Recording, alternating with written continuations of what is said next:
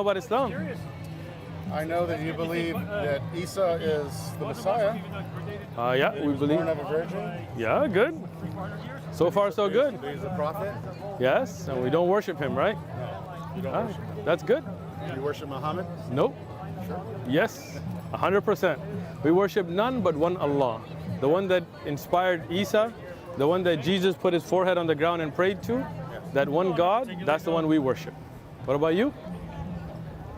I worship Yeshua. The what? Yeshua. So is it the one God or is it Jesus included in that? Yeshua is his Yeshua was empowered by the one God. Okay. He did many miraculous things. Well, you don't worship the one God, you worship the one that was empowered by the God? If you say you worship the one that was empowered by God, then you're worshiping the one. Or No, the one that's sanctioned. I wouldn't say that, Well, right? You wouldn't, but Yeah. I do. Okay. So did Yeshua, Jesus, Don't say Jesus. don't say Jesus? No, we don't. Oh, man, I like you, man. What kind of Christian are you guys? Nazareans.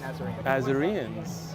I don't know much Nazarene. about Azareans. Nazareans. Nazarenes. like of Nazareth. Of Nazareth. Okay. But the word stems from Netzarim, Okay. and he shall be known as a Netzarim. Okay. Netzarim is branch. Okay. So as Zechariah said, his name shall be branch or Netzarim. You're So in Matthew, it says he shall be known as a Nazarene I like or you. Nazarene. Okay. So that's what that means. Nazarene. I was actually challenged by a Jewish person who said Matthew was an idiot. I said, why is Matthew an idiot?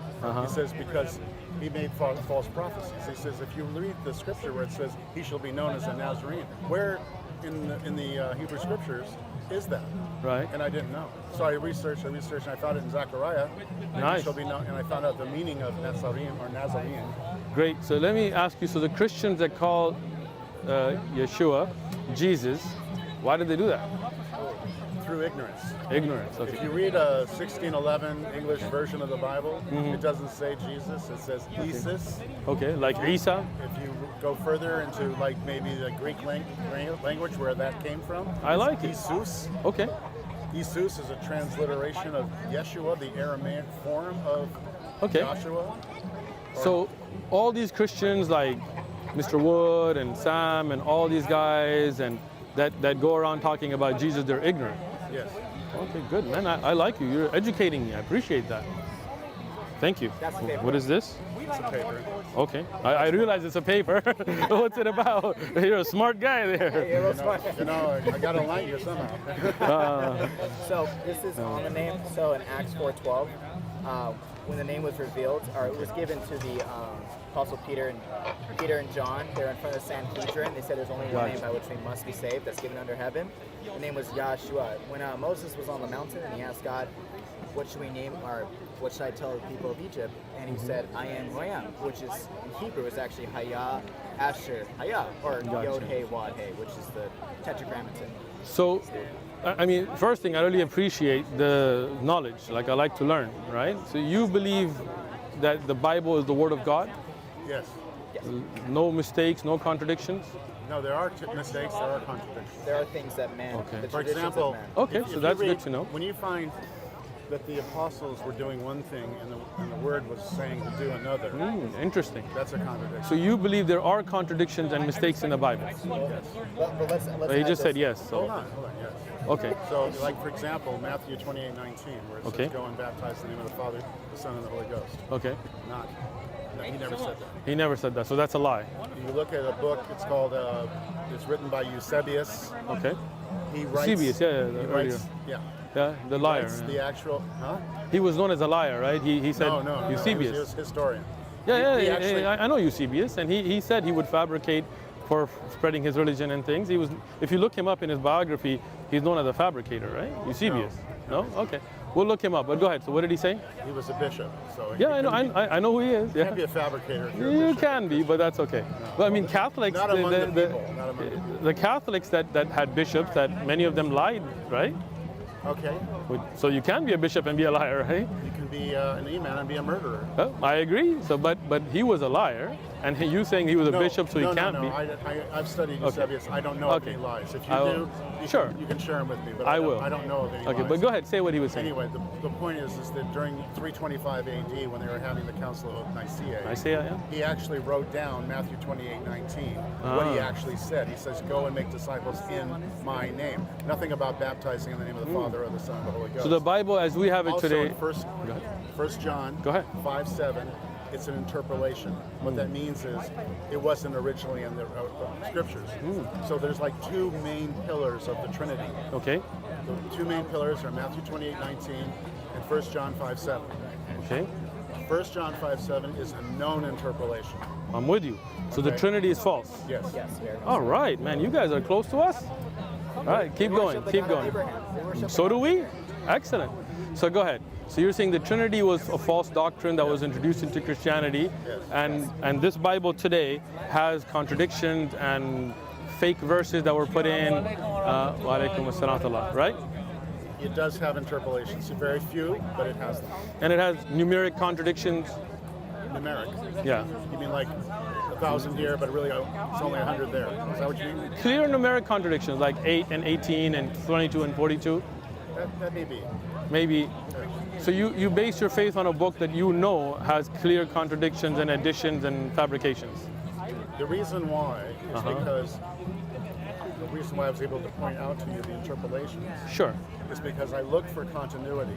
Okay. And when I find continuity, I know that I find truth. Okay. So let me ask you. You can tell me which one is the truth then. Okay. All right. So here, Jehoiachin was how old? You want to read it for me? Looks like he was 18. Was 8? Okay, go ahead. Second Kings 24:8. Jehoiakim was 18 years old when he became king, and he reigned in Jerusalem for 3 months. Excuse me. Okay, excellent. How old was he? 18. Here, Second Chronicles 36:9. Jehoiakim, is that how you pronounce it? Jehoiakim was 8 years old when he became king, and he reigned in Jerusalem 3 months and 10 days. So how could he be 8 and 18 at the same time? It's a mistake. All right, so good. We agree there's mistakes in the Bible. Here's the deal. Chronicles was written for like Israel. Okay. And Kings, or maybe the other way around, I can't remember, was written for Judah. Okay. So there was two kingdoms. Okay. And they didn't always see eye to eye on things. So there are mistakes though. Can you go back to this? Sure. I want to take pictures. No problem. Yeah, we're not like King James only. You know? Yeah, Well, I'm not King James only. I mean, if you look at Well, I know another you're Bible, not. I'm not. I got the NSAIB or NSC. Are we being recorded, by the way? Yes, we are. If you don't like to be, I can turn it I to just me. need him to stand on the other side of me. Okay, go ahead. Stand on the other side. See how it is? You want his good side. This is my good side, see? No. You're a handsome man. Every side of yours is a good side. Don't worry. Perfect. This is really, that's very interesting you pointed out. It is, right? Let me show you a couple more interesting things. Okay, let's see it. And by the way, again, I really appreciate you sharing this knowledge with me, because I have really been looking for Christians that would teach Christians about this. Because when we talk to Christians and tell them, hey, Jesus wasn't his name, they get mad at us. But when you have an educated Christian explaining, and that's why I will It's not his name. Right? What name is it? So you have, as you were saying, Yeshua, right? In the Old Testament, Joshua. And we can show on that paper that I gave you. I'm going to read it. Don't worry, okay? Okay, what's this one? This is 2 Kings. Go ahead, please. Does it say Azra? Isaiah. This one? Isaiah, yeah. Isaiah was 22 years old when he became king, and he reigned 1 year in Jerusalem. Keep going, so we know. Yeah. Okay. Okay. His mother's name was? His mother's name was Athaliah, the granddaughter of Omri, king of Israel. Okay, wait. Let me take a photo of this real quick. Please. Okay. Is this NKJV? This is the new. Yeah, you could say that. Okay. You read your Bible pretty much. I do. And I read my Bible before I started my Islamic studies, so don't think I read it to argue. Were you born in Islamic? I was born in a Muslim family, but I wasn't raised amongst Muslims. So I was raised going to church. So I used to go to I was raised going to church. Oh, so this is the verse just here. the blue? Yes, please. Okay. Azariah was 42 years old when he became king, and he reigned 1 year in Jerusalem. Keep reading, it's okay. His mother name was Athaliah, the granddaughter of Omar.